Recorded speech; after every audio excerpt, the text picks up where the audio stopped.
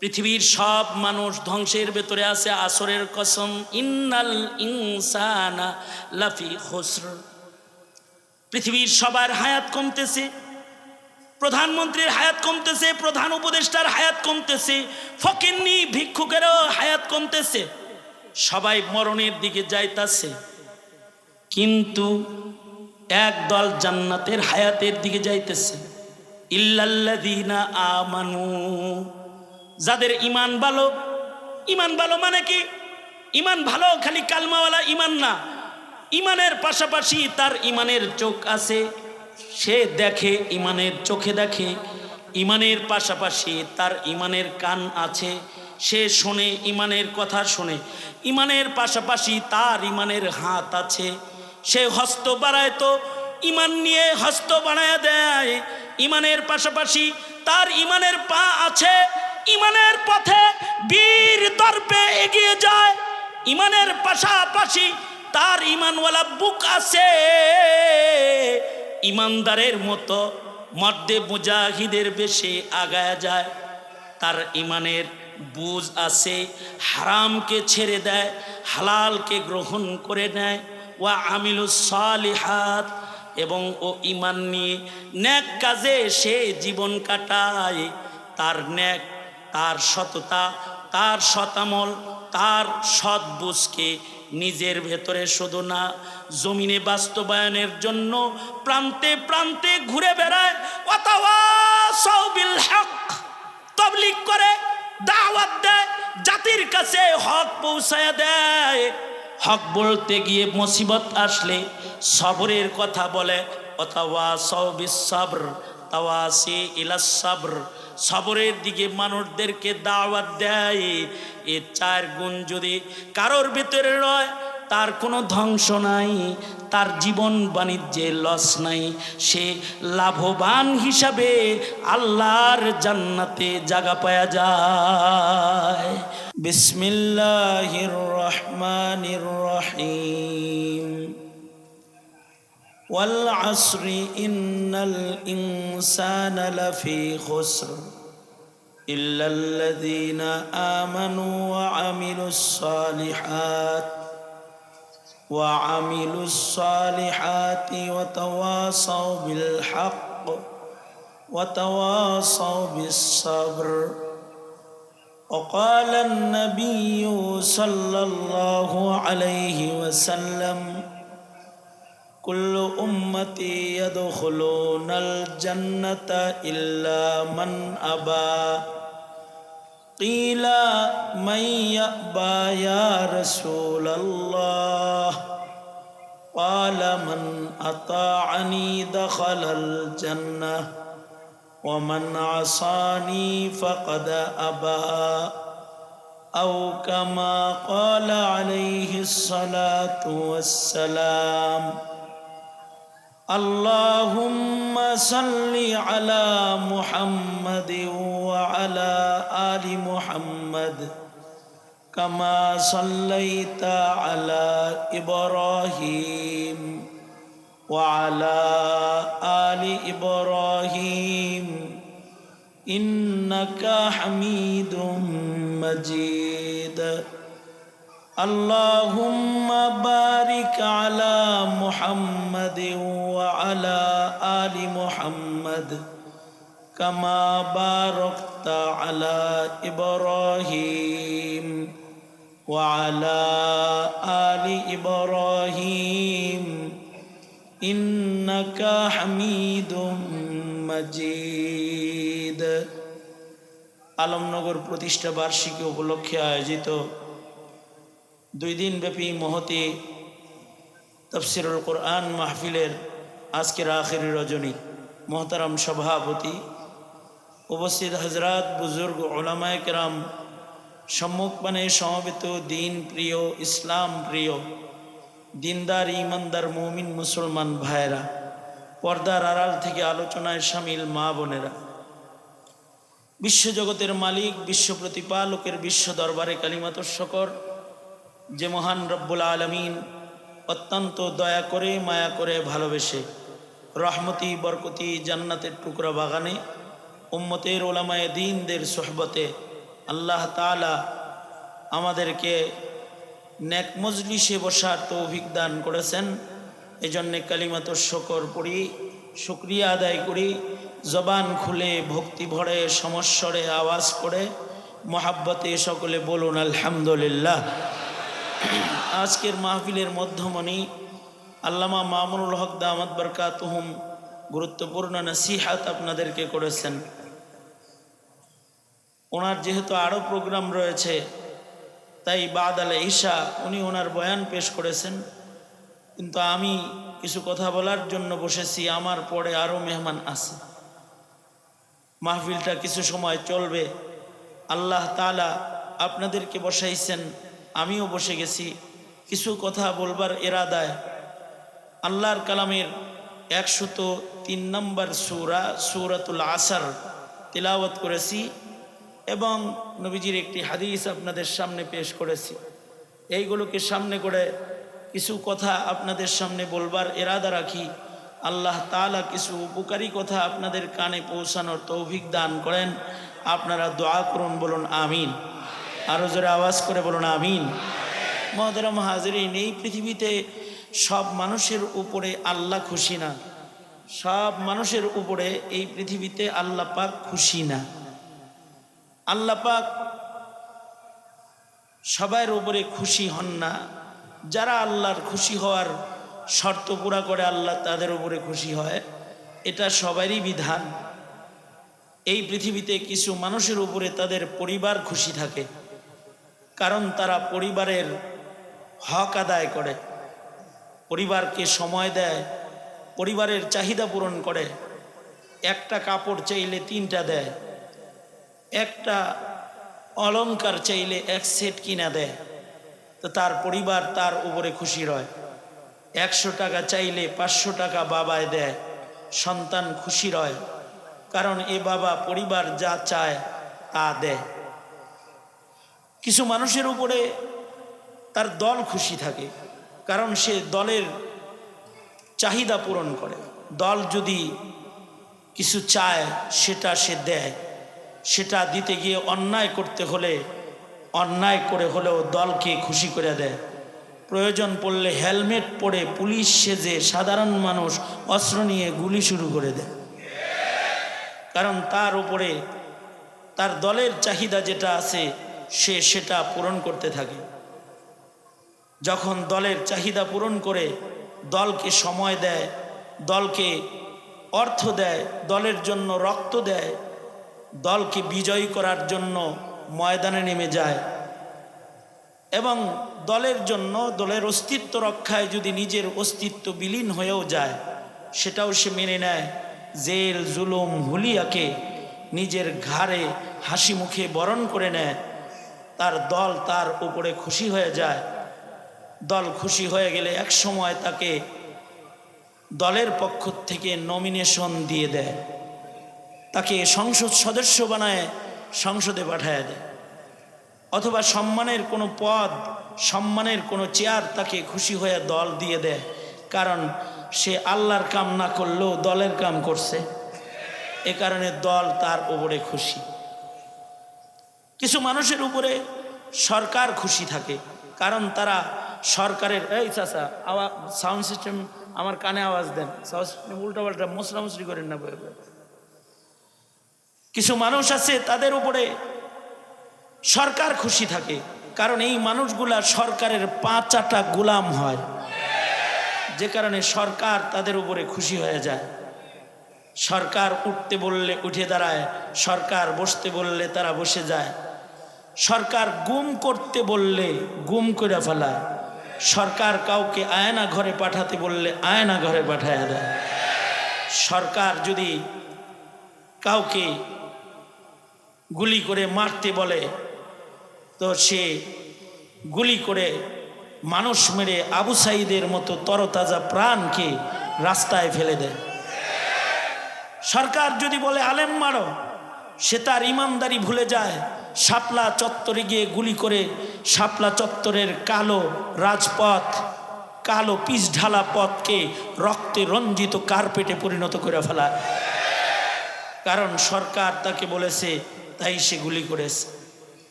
কিছু মানুষ আছে, এদের যদি সরকার বলে নির্দোষকে দোষী বানাও, তো দোষী বানাইবার জন্য তারা নাটক আর অভিনয় শুরু করে দেয়। যেমনটি আল্লামা মামুনুল হক সাহেবের বেলায় হয়েছে, অভিনয় করা হয়েছে তার গায়ে কাদা লাগানোর জন্য। সরকার যদি বলে যে এদেরকে দোষী বানায় জেলে পাঠায় দাও, অথবা তাদের গলায় ফাঁসির রশি চাপায়া দাও, তো তাদের গলায় ফাঁসির রশি চাপায়া দেয়। হাকিমের হুকুম তার আইন দিয়ে নয়, সরকারের কথায় যারা কলম চালায়, তখন ওই হাকিম সাহেব সরকারের মনোনীত প্রধান বিচারপতি হয়ে যায়। যদি সে সাধারণ পুলিশ হয় তাহলে সে পদোন্নতি পেয়ে যায়, সে এক সময় ওসি হয়ে যায়, ওসি থেকে ডিআইজি হয়ে যায়, পুলিশ প্রধান হয়ে যায়, অথবা মন্ত্রণালয়ের কোনো বড় জায়গায় সে বসে যায়। কারণ সে তার অপকর্মের দ্বারায় সরকারি অপকর্মগুলো রাষ্ট্রীয় অস্ত্র ব্যবহার করে, রাষ্ট্রীয় পাওয়ার ব্যবহার করে সে সরকারকে খুশি করে যায়। এ কারণে সরকার তার উপরে খুশি হয়ে যায়। সরকার তখন তাকে তার অপকর্ম ঢাকার জন্য কখনো কখনো তাকে গোল্ড মেডেল দিয়ে দেয়, একটা মেডেল দিয়ে তার সব অপকর্মকে ঢাকার চেষ্টা করে, রাষ্ট্রীয় পুরস্কার পদকে তাকে ভূষিত করে। কারণ তার উপরে দেশের কেউ খুশি না থাকলেও সরকার খুশি। যেমন কালামানিক, সরকার যতদিন ছিল ততদিন সে ভালো জায়গায় ছিল, দেশের মানুষ তার উপরে নারাজ, তাকে এমন ধাওয়া খাইতে হইছে জঙ্গলের কলা পাতায়ও তার মঙ্গল বয়ে আনে নাই। কারণ দেশের মানুষ তো নারাজ, কারণ সরকারের কথা এসে তার সরকারের ইচ্ছা মতো তার হাকিমের কলমকে সে চালাইছে। সরকারের কথা মতো যারা দেশের প্রতিটি সেক্টরে দুর্নীতি করেছে তারা আজ ভাগুরা আসামি, ভেগে পালিয়েছে, কেউ হিজরত করেছে, কেউ ট্রান্সজেন্ডার আইন নিজের উপরে বাস্তবায়ন করে আপাতত তারা মহিলা হয়ে গেছে, ঘরের বাইরে তারা আসে না। তারা ঘরের বাইরে যাওয়া নিজের জন্য অবৈধ মনে করে, নিজেদেরকে এখন তারা মহিলা মনে করে। ট্রান্সজেন্ডার হলো পুরুষও যদি মনে করে যে মনে মনে যদি আসে যে আমি একটা মহিলা, তাহলে সে মহিলার পোশাক করে ফেলবে। আর মহিলা যদি মনে করে যে আমি মনে মনে যদি আসে যে আমি পুরুষ, তাহলে সে প্যান্ট শার্ট পরে বের হয়ে পড়বে। এটা হলো ট্রান্সজেন্ডার। এই রাজনীতি করতে গিয়ে এই ট্রান্সজেন্ডার যারা পড়াইছে তারা আপাতত ট্রান্সজেন্ডারের আওতায় অনেকে আছে, নিজেরা মহিলা হিসেবে বুরকা পরে ঘরের ভেতরে অকুরনাফি বুয়ুতি কুন্না ওয়ালা তাবাররাজনা তাবাররুজাল জাহিলিয়াতিল উলার আমল করতেছে, ঠিক না? যাই হোক, এই তো হালাত। আমার কথার মূল কথা হলো এই, আমি কোনো খোসাখুশিও করতে চাই না, কারণ আমি কোনো রাজনীতি ফাজনীতিও করি টরি না, আপনারা জানেন। আমি টোটাফাটা কিছু কথা কই, কিন্তু উচিত কথা কইলে যারা আকাম করে তাদের গায়ে লাগে, তখন তারা গাত্র দাহে তারা রুগী হয়ে যায়, অসুস্থ হয়ে যায়, ভালো কথা চেনার যোগ্যতা তখন তারা হারায় ফেলায়। এরকম আমি নই, আমার মতো যারা অনেক কথক আছে তাদের উপরে যারা গায়ে কথা লেগে যায় তারা নারাজ। এ কারণেই থানায় ডাকাতের লিস্ট না থাকলেও থানায় বক্তাদের একটা লিস্টই ছিল। আপনারা জানেন এটা? থানায় যে বক্তাদের লিস্ট ছিল এটা জানেন? কেন ছিল জানেন? তারা উচিত কথা বলে ফেলেছে কিছু, এগুলো যারা থানা চালায় তাদের ভাল লাগে না, এ কারণে তাদের নামের লিস্টটি থানায় জমা। তাদেরকে কোরআন হাদিসের কথাও বলতে দেয়নি, কারণ তারা কোরআন হাদিসের মূল রহস্য বাস্তবায়ন করে, সঠিক তথ্য জাতির কাছে পৌঁছে দেয়, যা পৌঁছাইলে তাদের মিশন বাধাগ্রস্ত হয়, তাদের মিশন বাস্তবায়ন হয় না। বিধায় তারা ওই সকল আলোচকদের লিস্টটি থানায় দিয়েছিল, মন্ত্রণালয়ের প্রতিবেদন আকারে লিস্টটি দিয়েছে। এবং তারা দীর্ঘদিন মাঠে ময়দানে মুক্তভাবে কথা বলতে পারে নাই। কখনো মাইকের সামনে গেলে শর্তের কাগজ সহ মাইকের সামনে তাদের বসতে হয়েছে। এই জুলুম যারা করেছে তাদের উপরে সরকার খুশি হয়েছে, তাদেরকে সরকার পদোন্নতি দিয়েছে, তাদের স্কেল বাড়াইছে, জাতির ট্যাক্স দিয়া তাদের বেতন চালাইছে, দেশকে একেবারে কি বলে দেউলিয়া করে তারা তাদেরকে লালন পালন কার্যে ব্যস্ত রয়েছে, তাদেরকে লালন পালন করেছে, কারণ তাদের উপরে সরকার মশাই খুশি রয়েছে। এই পৃথিবীতে কিছু মানুষ আছে তাদের উপরে ভারত খুশি, যেমন তাদের ভেতরে আমাদের সাবেক প্রধানমন্ত্রী শেখ হাসিনা, ওনার উপরে ভারত খুশি। বাংলাদেশে কোথাও জায়গা নাই, বাহিরেও কোথাও জায়গা নাই, কিন্তু ভারতে জায়গা আছে, কারণ ভারত তার উপরে খুশি আছে। ভারতের প্রেসিডেন্টকে খুশি করার জন্য এই দেশের সবচেয়ে নিকৃষ্ট গ্রেফতারি চক্র সেটা বাস্তবায়ন করা হয়েছিল। স্বাধীনতার পরে এত আলেম কখনো একসাথে বাংলাদেশের মাটিতে গ্রেফতার হয় নাই। মোদির আগমন, কসাইয়ের আগমন বিরোধী কথা বলার কারণে এদেশের আলেমরা যত নিকৃষ্ট কায়দায় গ্রেফতার হয়েছে। এদেশে কসাই মোদি আসবে না, এটা ছিল আলেমদের দাবি, আলেমদের কথা। কি কথা বলেন, ঠিক না ঠিক জোরে বলেন? যার হাতে মুসলমানের রক্ত লেগেছে সে 17 কোটি মুসলমানের মাটির একটা উৎসবে অংশগ্রহণ করবে, এটা এদেশের আলেমদের কামনা। জোরে বলেন, এদেশের আলেমদের কামনা ছিল না। এই কামনা জোরপূর্বক বাস্তবায়িত হয়েছে। এই কামনার বিপক্ষে যারা ছিল তাদের রক্তে জমিন লাল হয়েছে। ব্রাহ্মণবাড়িয়াতে শহীদ হয়েছে, হাটহাজারীতে শহীদ হয়েছে, দেশের বিভিন্ন জায়গায় পঞ্চগড়ে শহীদ হয়েছে। এই আন্দোলনে অংশগ্রহণ করতে গিয়ে গুলি খেয়ে মাসুম বাচ্চারাও শাহাদাত বরণ করেছে। এমনকি তখনকার গুলাগুলিতে কিছু পথচারী মহিলা ও ছাত্ররাও শাহাদাত বরণ করেছে। কেন? মোদি আসতে পারবে না, এটা কেন বলা হলো? শুধুই মাত্র এই অপরাধে মোদিকে খুশি করতে গিয়ে যখন এদেশের সর্ববৃহৎ উলামা গোষ্ঠীকে গ্রেফতার কার্য শেখ হাসিনা করেছে, তখন তার উপরে, শেখ হাসিনার উপরে খুশি হয়ে গেছে ভারত। কেউ জায়গা না দিলেও ভারত জায়গা দিয়ে দিয়েছে। কিন্তু এই পৃথিবীতে কিছু মানুষ আছে, এদের উপরে আসমানের মালিক আল্লাহ রাজি খুশি। আল্লাহ তাআলা তাদেরকে মরার সাথে সাথে জান্নাত দান করবে, তাদের দুনিয়ার নকল হায়াত শেষ হবে, তাদেরকে আল্লাহ তাআলা জান্নাতের স্থায়ী হায়াত দান করবে। আল্লাহু আকবার জোরে করে বলেন। কারণ তাদের উপরে খুশি কে? জোরে আওয়াজ করে বলেন, তাদের উপরে খুশি কে? যাদের আল্লাহ জান্নাত দিবেন তাদের উপরে আল্লাহ খুশি।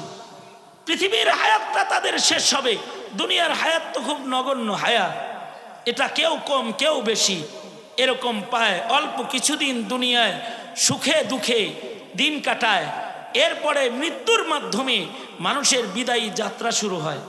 যারা আল্লাহকে খুশি করে পৃথিবী ছেড়ে বিদায় নিয়ে চলে যায়, আল্লাহরে খুশি করে যারা বিদায় নিয়ে চলে যায়, তাদেরকে আল্লাহ তাআলা জান্নাতের চিরস্থায়ী হায়াত দিয়ে দেয়। ক্ষতিগ্রস্তদের ভেতরে তাদের আল্লাহ তাআলা গণনা করে না। আল্লাহু আকবার বলেন। মৃত্যুর মাধ্যমে তো মানুষের ক্ষতি হয়, মৃত্যুর মাধ্যমে ক্ষতি হয় না? মৃত্যুর মাধ্যমে স্বজন হারায়, মৃত্যুর মাধ্যমে জীবন হারায়, মৃত্যুর মাধ্যমে নিজের সম্পদ অন্যের হয়ে যায়। সব মানুষ মরণশীল, সবার হায়াত ফুরায়, কিন্তু মরণের মাধ্যমে কিছু মানুষ আছে শুধু হারায় না, তারা অর্জনের পথে আগায়া যায়। আর তাদের সর্বনিম্ন অর্জনটাও এমন পৃথিবীর 10 দুনিয়ার চাইতেও অনেক বেশি। তারা ক্ষতিগ্রস্ত নয়, তারা দুনিয়ার হায়াত ফুরায় তো তারা আল্লাহর জান্নাতে, আল্লাহর দিদারে, আল্লাহর সাক্ষাতে, আল্লাহর মেহমান হয়ে চিরদিনের জন্য তারা জান্নাতের বাসিন্দা হয়ে ঢুকে যায়। যেই মানুষটা আল্লাহরে খুশি করে জান্নাতে চলে যায়, ওই মানুষটাই সফল মানুষ। তার উপরে হতে পারে আমেরিকা নারাজ, হতে পারে তার উপরে ভারত নারাজ, হতে পারে তার উপরে সরকার নারাজ, হতে পারে তার উপরে তার সমাজ নারাজ, হতে পারে তার উপরে তার ঘরের মানুষও নারাজ, কিন্তু মহান আল্লাহ তার উপরে খুশি। সে মৃত্যুর সাথে সাথে লাভবান মানুষের খাতায় তার নাম চলে যাবে, আল্লাহর জান্নাতের মেহমান সে হয়ে যাবে। ওই রকম একটা জান্নাতের মেহমান হইয়া যদি কবরে যাওয়া যায় তবেই তো সফলতা, ঠিক কিনা জোরে বলেন? আমরা তো সবাই মরবো, কিন্তু মরার আগে ওই রকম লাভবান হয়ে মরতে পারলে আমাদের জিন্দেগি সফল, ঠিক না? ওই রকম একটা লাভবান মরণ কার কার দরকার? কার কার দরকার? দুহাত উঁচু করে বলেন, কার কার দরকার? আমাদের সবার দরকার। আল্লাহকে সাক্ষী রেখে বলছি যে আমাদের সবার ওইরকম একটা লাভবান একটা মরণ আমাদের দরকার। আল্লাহ আপনি আমাদেরকে কবুল করে নেন, জোরে বলেন আমিন। আরো জোরে আওয়াজ করে, জোরে চিল্লায় জোরে বলেন। জবানের আওয়াজ খুলে, জবান খুলে উঁচু আওয়াজে চিৎকার করে জোরে বলুন আমিন। ওই রকম একটা লাভবান মরণ আমাদের হায়াতে কেমনে হতে পারে, এই কথাটা বলবার জন্যই আপনাদের সামনে আমি আল্লাহর কালামের 103 নম্বর সূরাতুল আসর তেলাওয়াত করেছি। আমরা যেন লাভবান হয়ে বিদায় নিয়ে চলে যাই, আমরা যেন ক্ষতিগ্রস্ত না হয়ে যাই, আমরা যেন ধ্বংস না হয়ে যাই, আমরা যেন ধ্বংসের ভেতরে বিপদে পড়ে না যাই, আমরা যেন সফলতার রাজ মুকুটটা পাই, আমরা যেন আল্লাহর জান্নাতের রাস্তার দরজায় মরণটা পাই, আর সোজা মরণ দরজা দিয়ে যেন আল্লাহর কাছে আল্লাহর জান্নাতে চলে যেতে পারি। এইটা কেমনে সম্ভব? সংক্ষেপে এই কথাটা বলার জন্যই সূরাতুল আসর পড়েছে। সূরাতুল আসরটা নাজিল হওয়ার দিক দিয়ে আল্লাহর কালামের 114 নম্বর 14টা সূরার ভেতরে নাজিল হওয়ার দিক দিয়ে 13 নম্বর, কিন্তু সূরার সিরিয়ালে 103 নম্বর।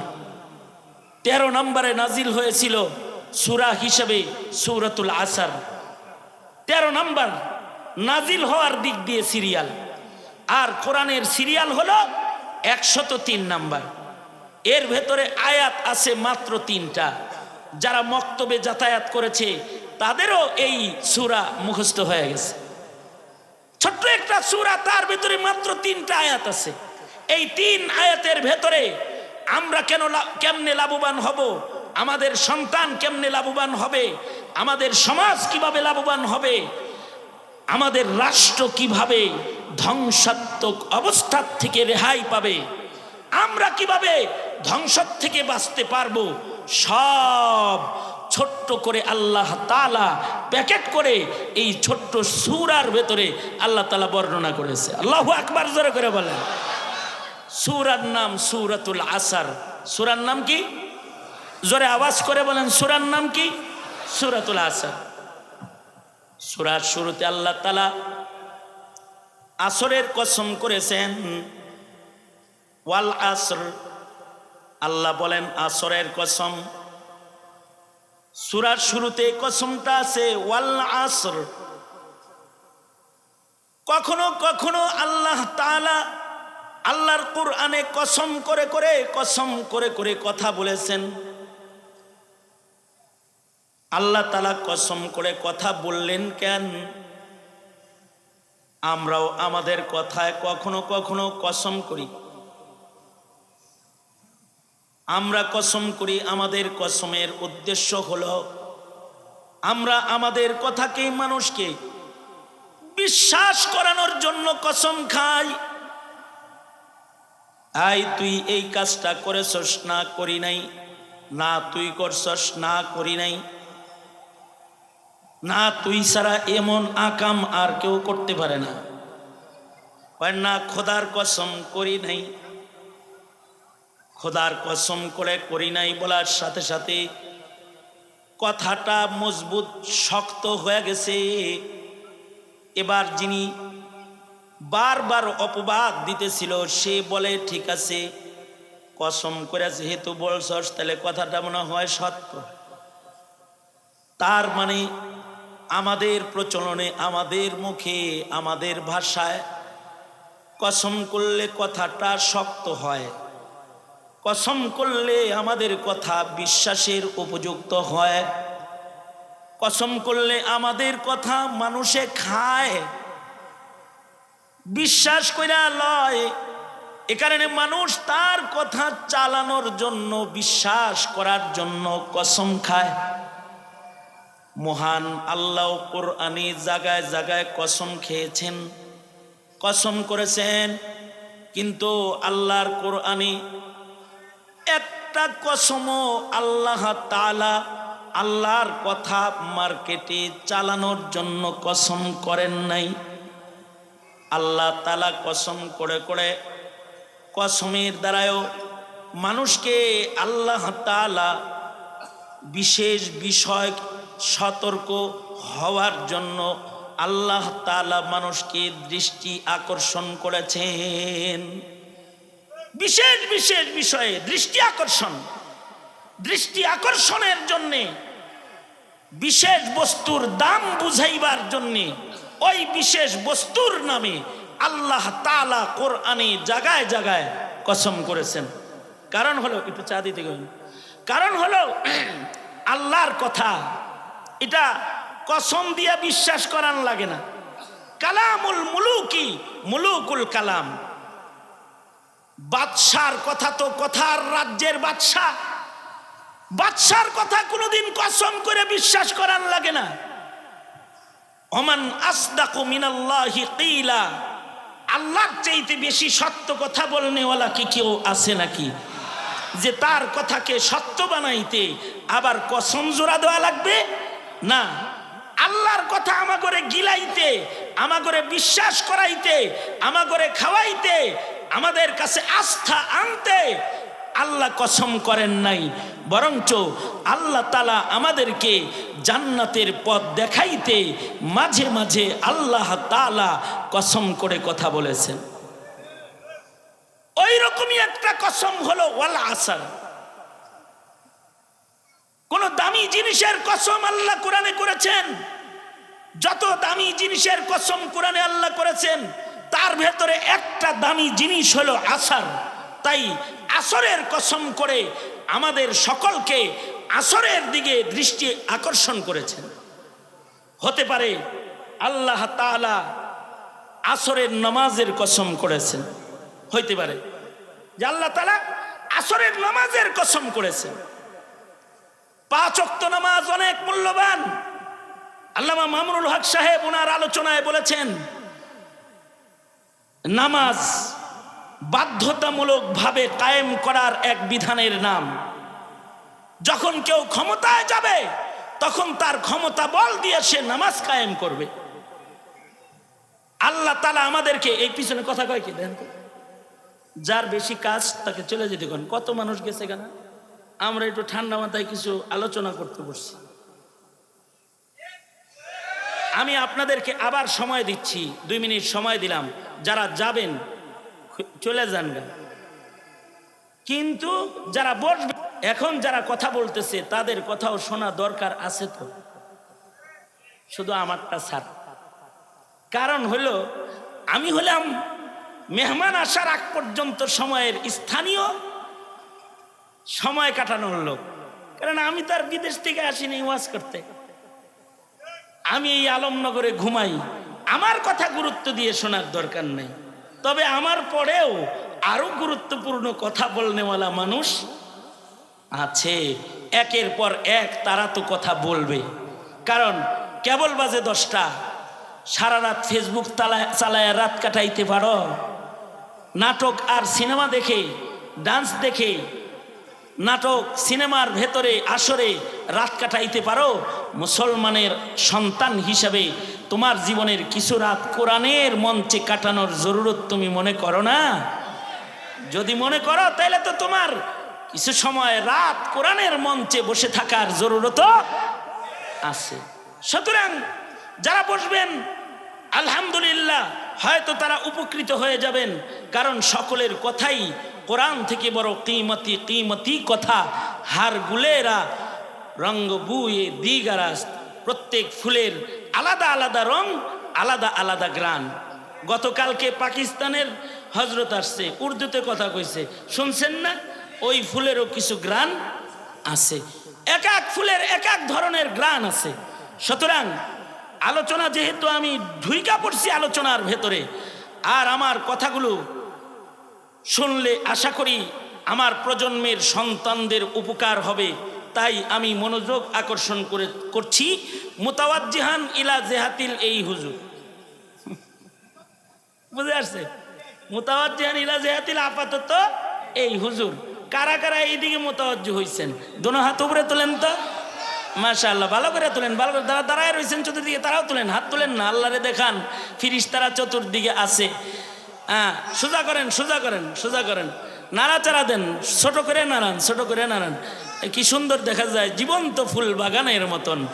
আওয়াজ করে, চিৎকার করে, জবান খুলে জোরে করে বলেন আল্লাহু আকবার।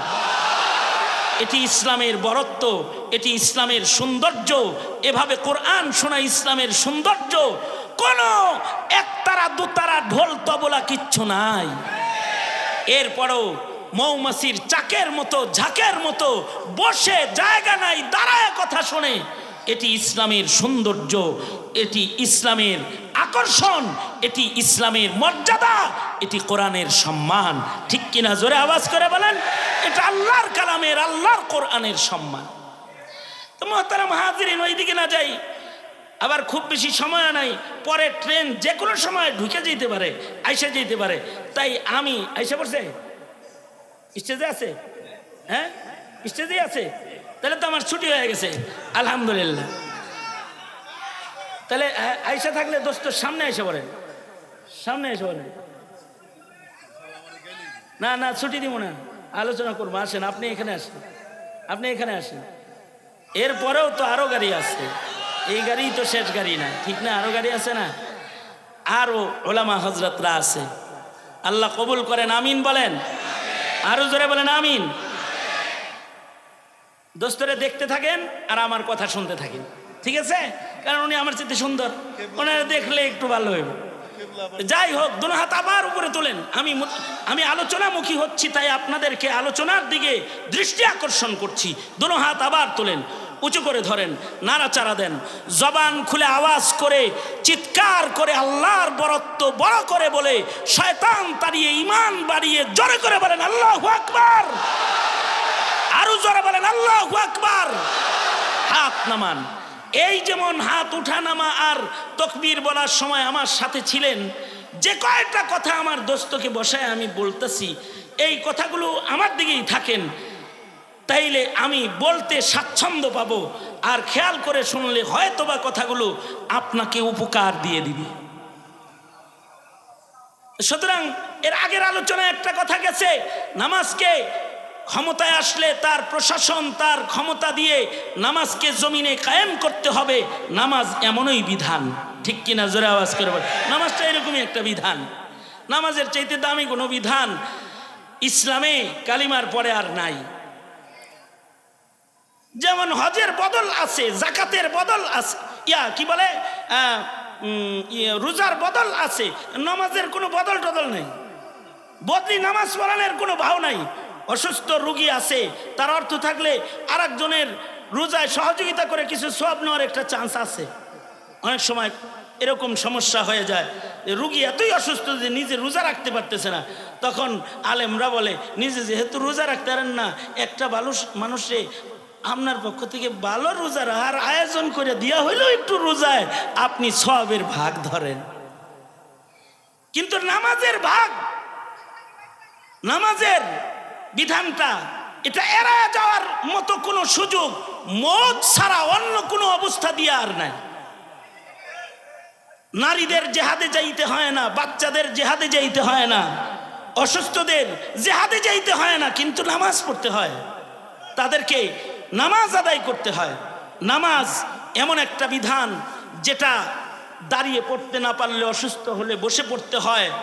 ফাইন লাম তাস্তাতি ফাসাল্লি কাইমান, যদি তুমি অক্ষম হও তাহলে তুমি সাল্লি কাইমান, যদি অক্ষম হও তাহলে ফাসাল্লি কাইদান, বসে পড়ো। তাও যদি অক্ষম হয়, ফসল্লি ইমান, তুমি ইশারায় হলেও পড়বা এবং ওয়াক্তের নামাজ ওয়াক্ত মতোই পড়বা, এক ওয়াক্তের নামাজ আর এক ওয়াক্তে নিবা না। ইন্নাস সালাতা কানাত আলাল মুমিনিনা কিতাবাম মাওকুতা, নামাজের নির্ধারিত সময় আল্লাহ দান করেছেন। এই সময়গুলোতে নামাজ আদায় করাই আল্লাহ পাকের সবচেয়ে পছন্দের বিধান। নামাজের ভেতরেও কিছু সরদার নামাজ আছে, নামাজের ভেতরেও আলাদা কিছু গুরুত্বপূর্ণ নামাজ আছে, 5 ওয়াক্ত নামাজ। কিন্তু এর ভেতরে সরদার নামাজ আছে যেটা সরদার ওয়াক্তে আদায় করা হয়, এর ভেতরে উজির নামাজ আছে যেটাকে ওজির ওয়াক্তে আদায় করা হয়। কারণ ওয়াক্তেরও তো একটা সরদার আছে, ওয়াক্তের ভেতরে ভালো ওয়াক্ত আছে, আল্লাহর পছন্দের ওয়াক্ত, ওয়াক্তের ভেতরে সময়ের ভেতরে আল্লাহর পছন্দনীয় সময় আছে। এটা আল্লাহ পাকের বিধান। সব জিনিসের ভেতরে আল্লাহ তাআলা সরদার দান করেছেন। ফেরেশতাদের ভেতরে সরদার দান করেছেন জিবরাইল আলাইহিস সালাম। আল্লাহ তাআলা নবীদের ভিতরে সরদার দান করেছেন সাইয়্যিদুল মুরসালিন, আকায়ে নামদার, তাজদার মদিনা মুহাম্মদুর রাসূলুল্লাহ সাল্লাল্লাহু আলাইহি ওয়াসাল্লাম, সাইয়্যিদুল মুরসালিন, তিনি মুরসালিনদের সরদার। ঘরের ভেতরে সরদার ঘর দান করেছেন বাইতুল আতিক, পাহাড়ের ভেতরে সরদার পাহাড় দান করেছেন। সাফা মারওয়া নূর সুর তুর সরদার পাহাড়ের নাম, দামি দামি পাহাড় দান করেছেন। পাথরের ভেতরে সরদার পাথর দান করেছেন হাজারুল আসওয়াদ, মাকামে ইব্রাহিম। জমিনের ভেতরে সরদার জমিন দান করেছেন। সব জমিনের দাম বেশি না, মসজিদের জমিনের মেলা দাম। যেগুলো আল্লাহর ঘর, জান্নাতের বাগান, সেগুলোর অনেক দাম। শরীয়ত ইসলামে নাই, কিন্তু সরদার কবর মদিনাতুল মুনাওয়ারায় ঘুমায় থাকা হায়াতুন নবী, যে কবরে শুয়ে আছেন, এই কবরের দিকে কেউ যদি সফর করে যায়, সে মকবুল মঞ্জুর হয়ে যায়। রাসূলের রওজায়ে আতহার পর্যন্ত যায় যদি নবীর কবরের সামনে দাঁড়ায়া যায়, আল্লাহর রাসূল বলেন, মান যারা কবরি ওয়াজাবাত লাহু শাফাআতি, আমার কবরের পারে যে এসে জিয়ারতে দাঁড়ায়া যাবে, তার দাঁড়ানোর সাথে সাথে আমি নবীর পরে তার জন্য শাফাআত করা ওয়াজিব হয়ে যায়। কবরের ভেতরে যেমন সরদার কবর আছে, ওরকম রাতের ভেতরে সরদার রজনী আছে। লাইলাতুল কদর ওয়া লায়ালিন আশর ওয়া লাইলাতুন নিসফি মিন শাবান, এগুলো সরদার রজনীর নাম। এই রজনীগুলোকেও আল্লাহ তাআলা সরদারি দান করেছেন। দিনের ভেতরে সরদার দিন আছে। ইয়াউমুল জুমআহ সাইয়্যিদুল আইয়াম, ইয়াউমুল আরাফা সরদার দিবস আল্লাহ তাআলা দান করেছেন। কিতাবের ভেতরে সরদার কিতাব আছে, তার নাম কোরআন। ওরকম 24 ঘন্টার ভেতরে সরদার দামি ঘন্টা আছে। মাসের ভেতরে সরদার মাস রমজান আছে, যেটা 12 মাসের মধ্যে শ্রেষ্ঠ বরকতওয়ালা মাস।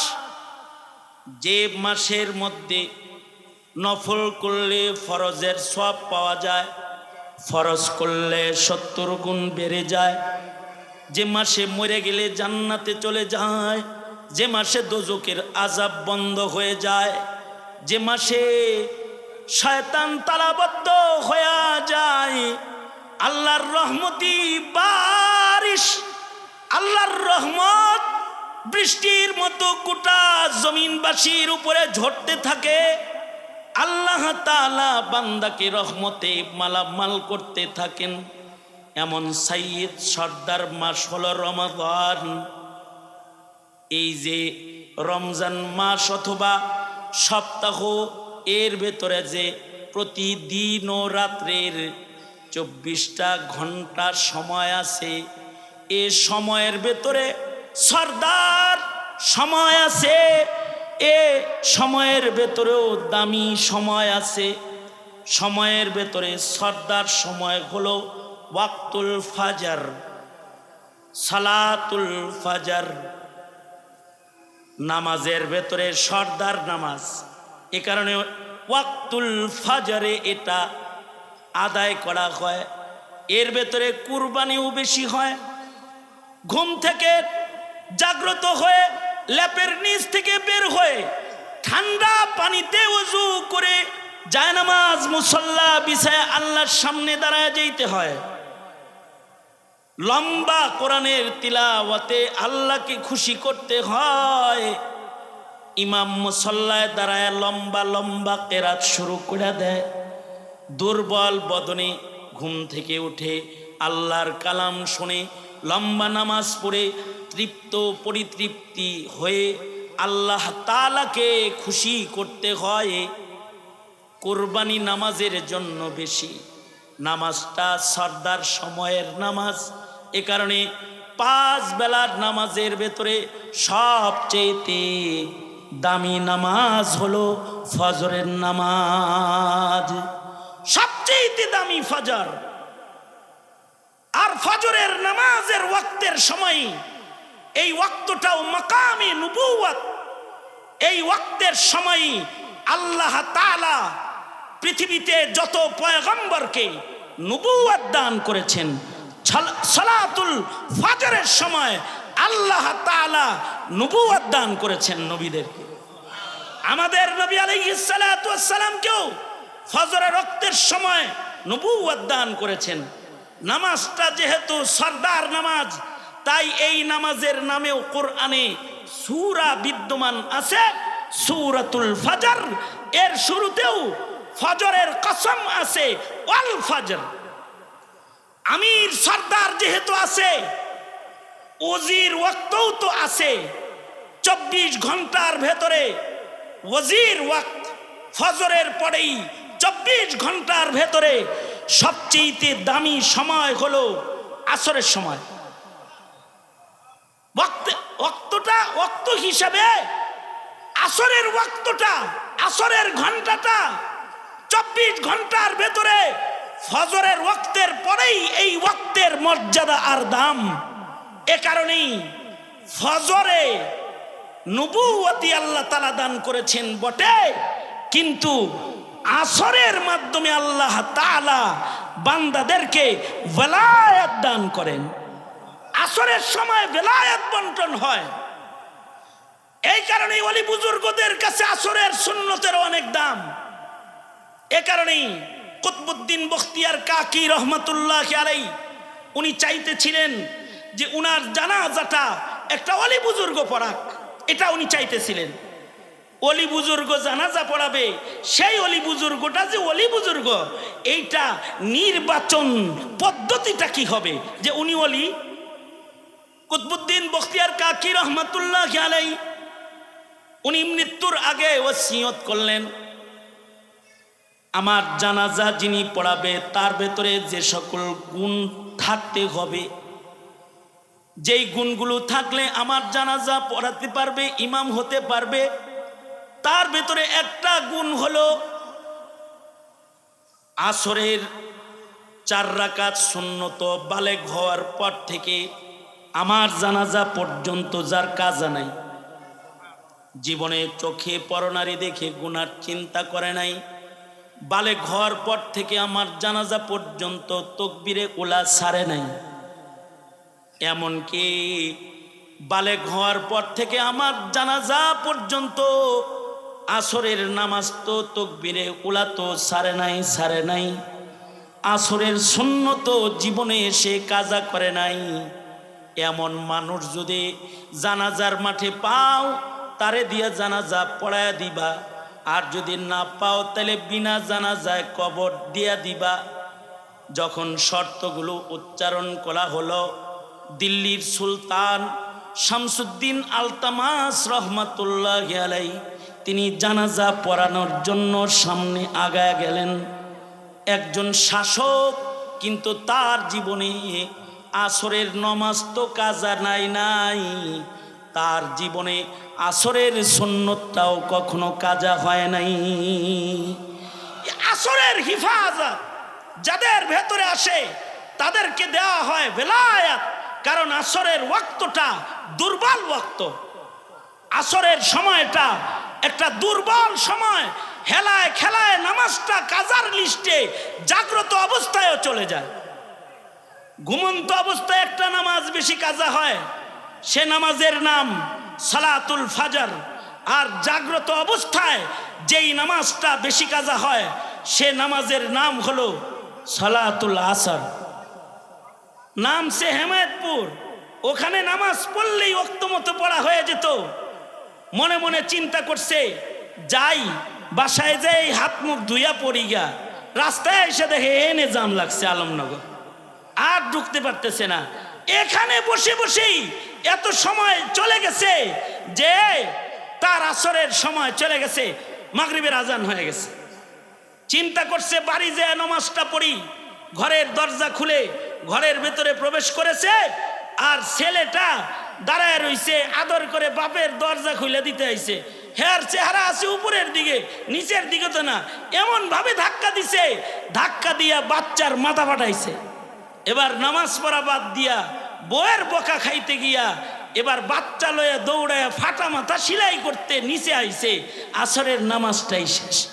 চিন্তা করছিল ঘরে পড়বে, কিন্তু সামান্য অবহেলার কারণে তার নামাজটা সহসা জাগ্রত অবস্থায়ও কাজা হয়ে যায়। এমন একটি দুর্বল ওয়াক্তের নামাজের নাম হলো সালাতুল আসর। কিন্তু দাম হইল এত, যদি কেউ সালাতুল আসর পড়ে তাকে আল্লাহ তাআলা ভেলায়াত দান করে। আসরের হিফাজতের মাধ্যমে ভেলায়াতের মাপকাঠি বন্টন হয়। আল্লাহু আকবার কাবীরা। আসর বড় গুরুত্বপূর্ণ। হতে পারে আল্লাহ তাআলা আসরের কসম খেয়েছেন। আর একটা কথা, চমৎকার কথা, আশরাফ আলী থানভী রহমাতুল্লাহ আলাইহি বলেছেন। উনি বলেন যে আল্লাহ তাআলা আসলে আসরের কসম করে মানুষকে আসরের নামাজ দেখতে বলে নিজের জীবনকে আসরের সাথে তুলনা করতে বলেছেন। তার মানে হলো, অবহেলা করলেই যেমন হেলায় খেলায় তোমার আসর কাজা হয়ে যায়, তুমি অবহেলা করলে হেলায় খেলায় তোমার জিন্দিগির বাণিজ্য করার সময়টাও হঠাৎ করে হারায়া যাবে। আসর যেমন হঠাৎ করে বেলা ডুবে শেষ হয়ে যায়, মৃত্যু এসে হঠাৎ করে কিন্তু তোমাকে আজরাইল নিয়ে তোমার জীবন মেলা ভেঙে দিবে। তখন কিন্তু আর বাজার সদাই করার সময় পাবে না। তার মানে হলো আসরের নামাজ গুরুত্বপূর্ণ নামাজ। তো হইতে পারে আল্লাহ তাআলা আসরের নামাজের কসম খাইছেন, আবার হতে পারে না সময়ের কসম খেয়ে মানুষকে সময়ের মূল্যায়ন করতে নির্দেশ করেছেন। হে মানুষ, তোমরা তোমাদের হায়াতের মূল্যায়ন করো। আমরা এখানে যারা আসছি, আমাদেরকে যে আল্লাহ হায়াত দান করেছেন, এইটার মূল্যায়নের মাধ্যমে হয়তো আমরা জান্নাতে চলে যাব। আর অবমূল্যায়ন করলে ক্ষতিগ্রস্ত হয়ে দোজখে চলে যাব। যদি আমরা এর মূল্যায়ন করি তাইলে আমরা হব শ্রেষ্ঠ জান্নাতি মেহমান। আর যদি অবমূল্যায়ন করি তাহলে যেতে হবে দোজখের গর্তে, জাহান্নামের আগুনের ভিতরে। সুতরাং হায়াতের সময়ের মূল্যায়ন করো ভাই। কসম করে আল্লাহ তাআলা হায়াতের মূল্যায়ন করতে বান্দাকে নির্দেশ করেছেন। হতে পারে কারণ এক সেকেন্ড হায়াতেরও অনেক দাম। এক সেকেন্ড হায়াতের অনেক দাম। এক সেকেন্ড হইতে পারে হায়াতটা, এইটার অনেক মূল্য, এটার অনেক দাম। জন্মের পরে যদি কোনো বাচ্চা এক সেকেন্ড হায়াত পায়, সে জান্নাতি বান্দা হিসেবে গণিত হয়ে যায়।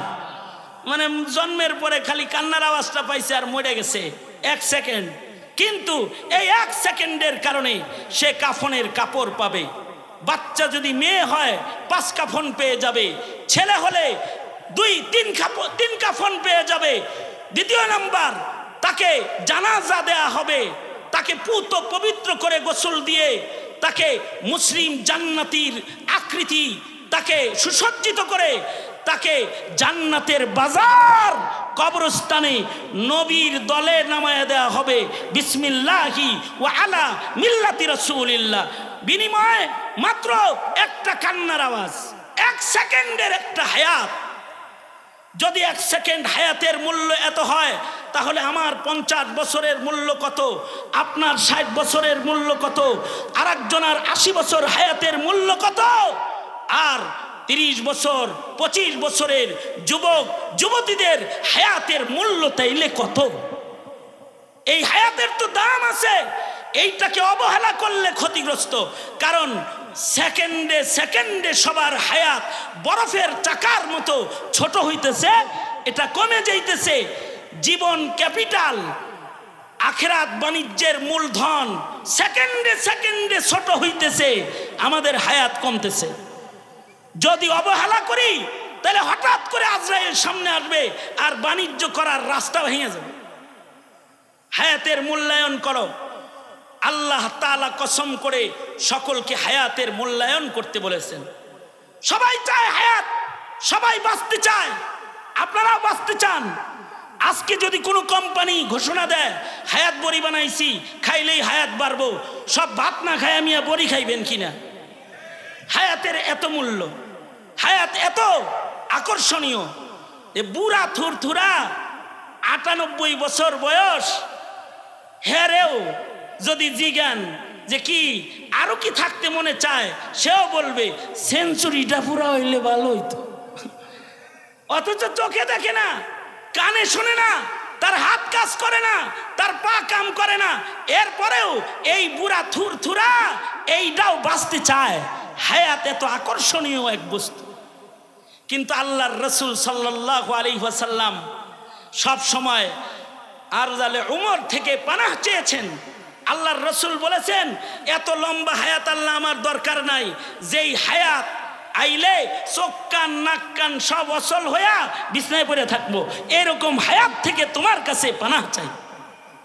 আল্লাহর রাসূলের দোয়া আল্লাহ কবুল করেছেন। নবীজির হায়াত মাত্র 63 বছর, আবু বকরের হায়াত 63, উমরের হায়াত 63, ইমাম বুখারী রহমতুল্লাহি আলাইহির হায়াত 63। তবে 63 বছরের হায়াতে আল্লাহর রাসূল মাত্র 23 বছরের মেহনতে আমাবর্ষার অন্ধকারের জাহিলি সমাজকে খায়রুল কুরুনের আলোক বাতি দিয়ে আলোকিত করে তারপরে কবরে চলে গেছেন। মাত্র 23 বছর, 23 বছরে সারা দুনিয়া আলোকিত করে গেছেন। হায়াত বড় আলোকিত, হায়াত বড় দামি হায়াত, যে এই হায়াতের দ্বারায় সারা দুনিয়ায় একাত্মবাদ খোদার হুকুমতকে কায়েম করার রাস্তা আল্লাহর রাসূল তৈরি করে গেছেন মাত্র 23 বছরের হায়াতে। বেশি সময় লাগে নাই। আমাদের আকাবিররা তো কেউ কাজের হায়াত পাইছে মাত্র 14 বছর। ইমাম নববী লেখাপড়ার পরে 14 বছর মাত্র কাজ করার সময় পেয়েছে। এমন কোনো বিষয় নাই যে বিষয়ে তিনি কিতাব লেখে নাই। এ কারণে আল্লাহর রাসূল দোয়া করতেন যে আয় আল্লাহ, অসল বুড়া মৃত্যুর থেকে তো পানাহ চাই, কিন্তু তোমার কাছে হায়াতে বরকত চাই, বরকতওয়ালা হায়াত চাই। খালি হায়াত হইলেই হায়াত হয় না। কিছু মানুষ আছে হায়াত লম্বা পায়, কিন্তু তারা লানত কামায়, লানত কামায়, লানত কামায়, লানত কামায়। আর কিছু মানুষ আছে বুক টান করে রাজপথে দাঁড়িয়ে আবু সাইদের মতো মরে যায়, কিন্তু তারা জাতির কাছ থেকে রহমতের দুয়ার খুলে তারপরে দুয়ার দুয়ার খুলে চলে যায়, যে জাতি তাদের মাগফিরাতের দোয়ায় ব্যস্ত রয়। কোরআনের আয়াত যদি কোরআনের মাহফিলে পড়া হয়, আবু সাইদ মুগ্ধদের নামও কোরআনের মাহফিলে উচ্চারিত হয়, শুধুই মাত্র ত্যাগী হায়াত হওয়ার কারণে। এ সত্যের পক্ষে কথা বলার হায়াত, এই হায়াত অল্পে শেষ হয়ে গেছে, কিন্তু নাম মানব হৃদয়ে স্বর্ণাক্ষরে খচিত হয়ে গেছে। এ কারণে কারোর কারোর হায়াত তো জলে যায়, এই হায়াত দিয়েও তাদের আখিরাত বাণিজ্য নষ্ট হয়ে যায়। কিন্তু কারোর কারোর হায়াত ছোট হলেও তার দ্বারায় অনেক খেদমাত আল্লাহ তাআলা নিয়া তার হায়াতকে বা বরকত হায়াত বানায়া দেয়। এ কারণে খালি হায়াত চাইেন না আল্লাহর কাছে, যে আল্লাহ হায়াত দেন, হায়াত দেন, বরকত। হায়াতের সবচেয়ে বড় বরকত হলো ঈমান। ইল্লাল্লাযীনা আমানু, সবচেয়ে বড় বরকতের নাম ঈমান। যার হায়াতে ঈমানদারি বুঝে নাই, ওর হায়াতের মূল বরকতটাই ও পায় নাই। দ্বিতীয় নাম্বার বরকতের নাম হলো নেক আমল। ঈমান আছে মুসলমান, কিন্তু নেক আমলের গুরুত্ব বুঝে নাই, ওর বরকতের আরেকটা দুয়ার বন্ধ করে রেখেছে, ও এখনো পর্যন্ত হায়াতের মূল বরকত পায় নাই। যারা হায়াতের নেক আমলের বরকতকে বুঝেছে, তারা সারা জিন্দেগি নেক আমল করেই কাটায়া গেছে, গুনাহ করার মতো সুযোগ তারা জীবনে পায় নাই, গুনাহ করার টাইম পায় নাই। বৃদ্ধ বয়সেও তারা জিক্র আজকার, ইবাদত বন্দিগি আর হক হক্কানিয়তের ঝান্ডা বুকে নিয়ে তারা জাতির সামনে শেষ নিঃশ্বাস পর্যন্ত ত্যাগের মহিমায় মহামান্বিত চেয়ারে তারা বসে গেছেন। তারা হায়াতের মূল্যায়ন করেছেন নেক আমলের মাধ্যমে। প্রশ্ন হলো, তুমি কি তোমার হায়াতের বরকত ঈমান আমলের মাধ্যমে তালাশ করো? যদি তুমি তালাশ না করো, তাইলে তুমি ক্ষতির ভেতরে আছো। তুমি মরণের মাধ্যমে চিরস্থায়ী ক্ষতির দোজখে পড়ে যাবে। আর যদি তোমার ঈমান হয় ভালো, তোমার নেক আমল হয় ভালো, তাহলে তুমি মৃত্যুর মাধ্যমে দুনিয়ার ছোট হায়াত থেকে বের হয়ে জান্নাতের স্থায়ী হায়াতের ভেতরে চলে যাবে। আল্লাহু আকবার জোরে করে বলেন, স্থায়ী হায়াতের ভেতরে চলে যাবে। সুতরাং সিদ্ধান্ত নেওয়ার বিষয় এসেছে, তুমি কি শুধুই বেঁচে থাকবা ফেরাউনের মতো? তুমি কি বেঁচে থাকবা সিনার মতো? তুমি কি বেঁচে থাকবা হাসানুল হক ইনু আর মুরগি চোরা শাহরিয়ারের মতো? তুমি কি ওই রকম বেঁচে থাকবা নাকি? তোমার বেঁচে থাকতে হলে সিদ্ধান্ত নিয়ে বেঁচে থাকা দরকার। তুমি কি ক্ষতিগ্রস্ত হয়ে বেঁচে থাকতে চাও, নাকি সফল হয়ে মরে যেতে চাও? শিয়ালের মতো তুমি হাজার বছর বেঁচে না থেকে সিংহের মতো বেঁচে থাকো একদিন। সিংহের মতো বেঁচে থাকো একদিন। শিয়ালের মতো তুমি হাজার বছর বেঁচে না থেকে সিংহের মতো বেঁচে থাকো একদিন। ওপারের ডাকে সাড়া দিয়ে ও অমর হয়ে তুমি রবে চিরদিন। অমর হয়ে তুমি রবে চিরদিন। শিয়ালের হায়াত আমাদের দরকার নাই, আমাদের দরকার হলো সিংহের হায়াত। একদিন বাঁচবো, ভারতের গোলামি করে না, কোন জালেমের গোলামি করে না, কারোর কাছে মাথা নত করে নয়, ঠিক কিনা? যারা আওয়াজ করে বলেন একদিন বাঁচবো, তো সিংহের মতো বাঁচবো। বিড়ালের মতো বাঁচতে চাই না, সিংহের মতো বাঁচতে চাই। বাঁচতে চাই তো গাজী হয়ে বাঁচতে চাই, মরব তো শহীদ হয়ে মরতে চাই। মুসলমানের রাস্তা তো দুইটাই, হয়তো শহীদ নয়তো গাজী। বাঁচবা তো সিংহের মতো বাঁচো, মরবা তো আবু সাইদ মুগ্ধের মতো মরে যাও। জান্নাতের দরজা খুলে আল্লাহর জান্নাতে চলে যাও। এ কারণে ওয়াতাওয়াসাউ বিল হক তাওয়াসি ইলাল হক। সত্য বলতে গিয়ে যদি মরণ হয়, সে মরণও ভালো, সে মরণেও থাকবে ওয়াতাওয়াসাউ বিস সাবর, সেই মরণেও থাকবে শুকরিয়ার আলহামদুলিল্লাহ। ময়রা আলহামদুলিল্লাহ বলবে, ধৈর্য থাকবে। আর সত্যের পথে চলার শক্তি সাহস থাকবে। সুতরাং এহে জাতি, আমরা কি আমাদের জীবনের হায়াত বাণিজ্যের লস প্রজেক্টটা হাতে নিতে চাই, নাকি লাভবান পথে আগায় যেতে চাই? তাইলে আল্লাহ বলেন ওয়াল আসর, পৃথিবীর সব মানুষ ধ্বংসের ভেতরে আছে, আসরের কসম, ইন্নাল ইনসানা লাফি খুসর। পৃথিবীর সবার হায়াত কমতেছে, প্রধানমন্ত্রীর হায়াত কমতেছে, প্রধান উপদেষ্টার হায়াত কমতেছে, ফকিন্নি ভিক্ষুকেরও হায়াত কমতেছে, সবাই মরণের দিকে যাইতাছে, কিন্তু একদল জান্নাতের হায়াতের দিকে যাইতেছে।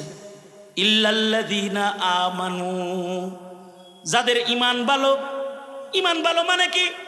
ইমান ভালো খালি কালমাওয়ালা ইমান না, ইমানের পাশাপাশি তার ইমানের চোখ আছে, সে দেখে, ইমানের চোখে দেখে।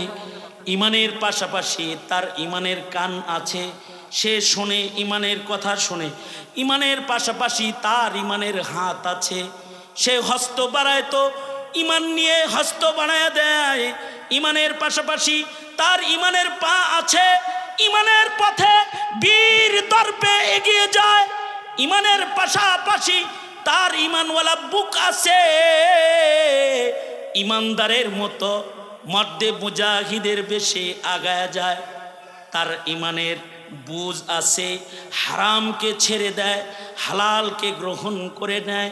ওয়া আমিলুস সালিহাত, এবং ও ইমান নিয়ে নেক কাজে সে জীবন কাটায়।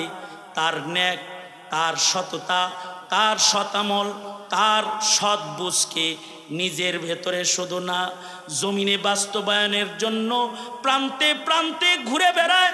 ওয়াতাওয়াসাউ বিল হক, তাবলীগ করে, দাওয়াত দেয়, জাতির কাছে হক পৌঁছায় দেয়।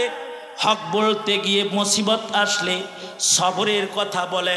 ওয়াতাওয়াসাউ বিস সাবর তাওয়াসি ইলাস সাবর, সবরের দিকে মানুষদেরকে দাওয়াত দেয়।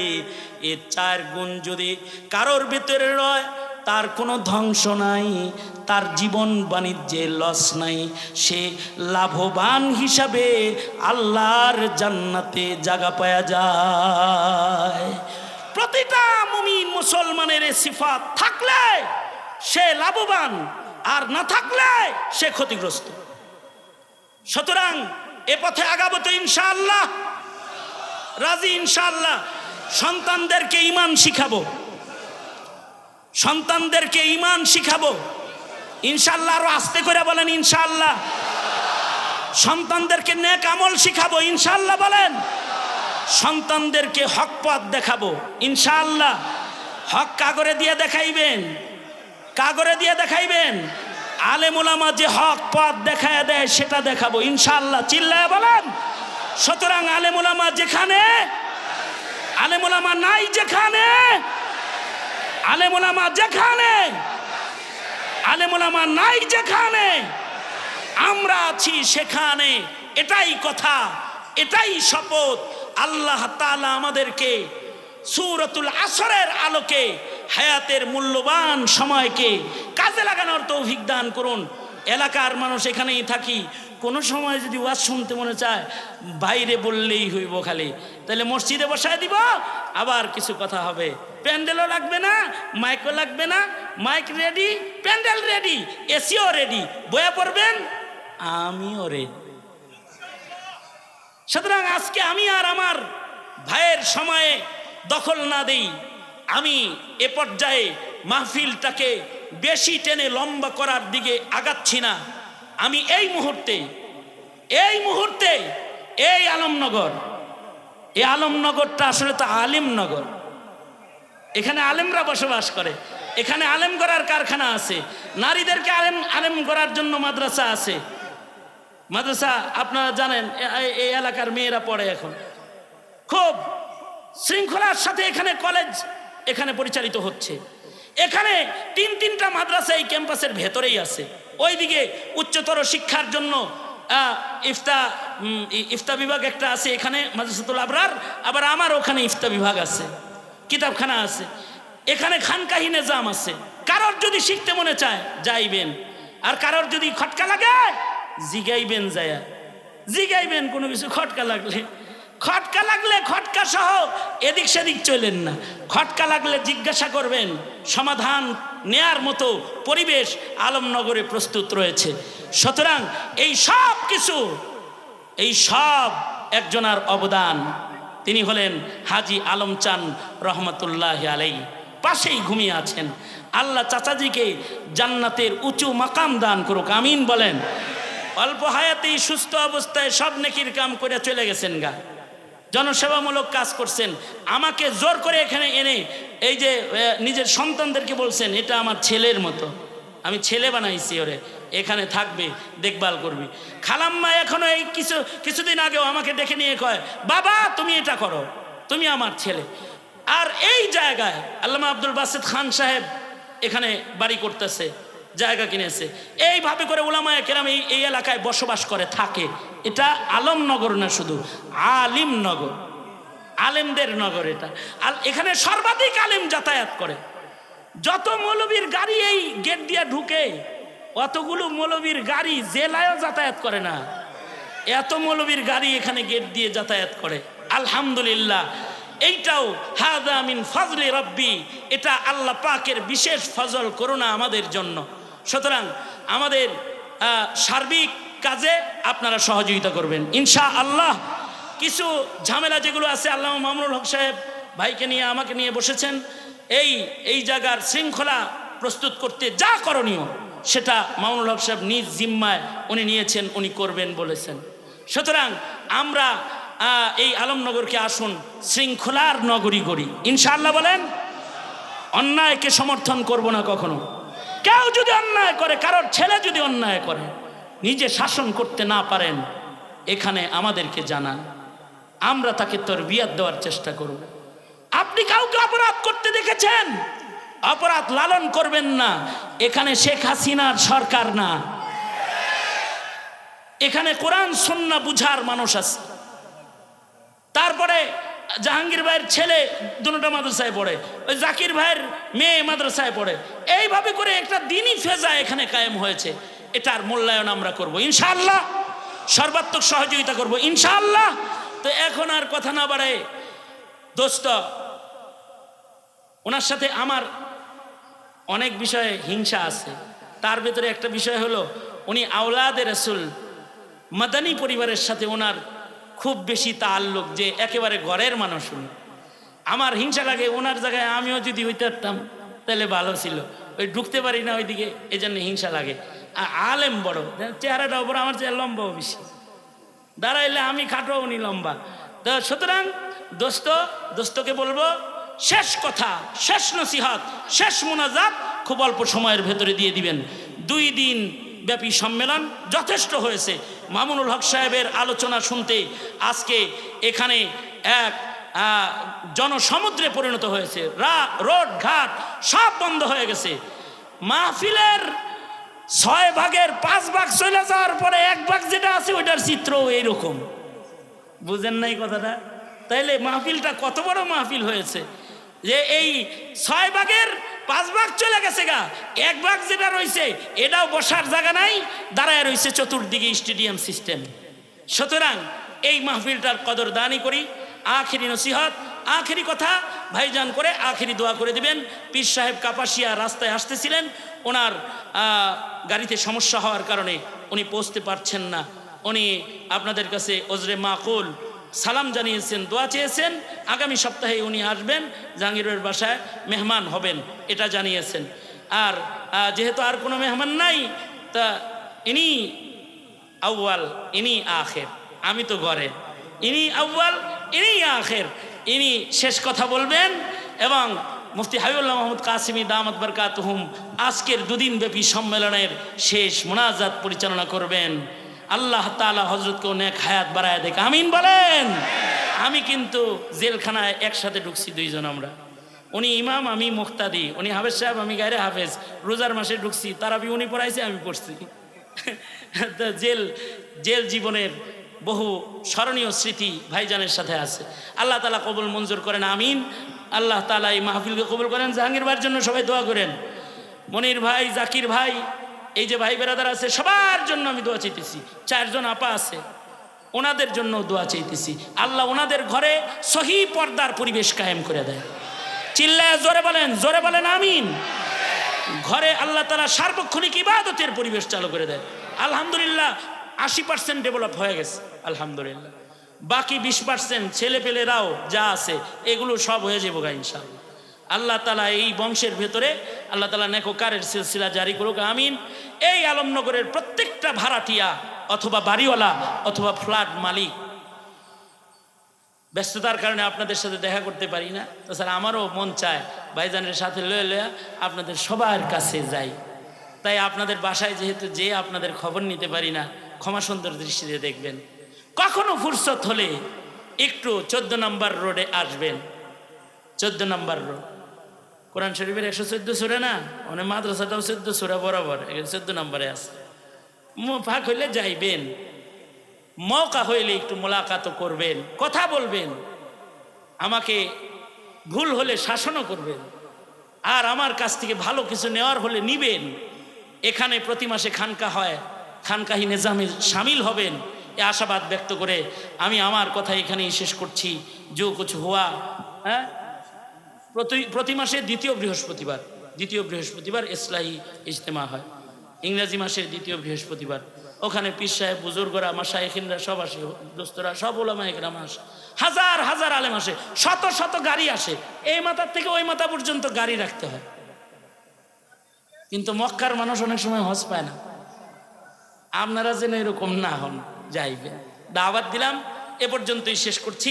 এই মাহফিল ম্যানেজমেন্টে আমাদের নিরাপত্তা রক্ষীরা এবং ক্লাবের সদস্যরা, আমাদের ক্লাবের নাম কি, হ্যাঁ, টাইগার্স ক্লাবের হিলফুল ফুজুল সংগঠন ও টাইগার্স ক্লাবের যারা অক্লান্ত পরিশ্রম করেছে এই মাহফিলটারে সুন্দর করার লেগে, ওরা যে কি করে, কি করবো তাল পায় না শেষবেলা। এই সবাইকে আল্লাহ তাআলা উত্তম জাযা দান করেন আমিন। দোস্ত এখন শেষ কথা বলবেন, শেষ মুনাজাত করবেন।